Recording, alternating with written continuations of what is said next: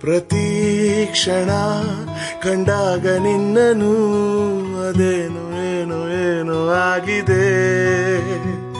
ಪದೇ ಪದೇ ನನ್ನ ಹೆಜ್ಜೆ ದಾರಿ ತಪ್ಪಿ ನಿಂದನೆ ಬಂದು ಸೇರಿದೆ ಕಣ್ಣ ಕಣ್ಣ ಮಾತಿಗೆ.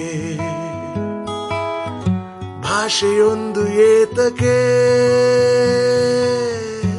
ಇದ್ದಕ್ಕಿದ್ದ ಹಾಗೆ ಖುಷಿ ಕಣ್ತುಂಬಿದೆ. ತೇಲಾಡುತ್ತಾ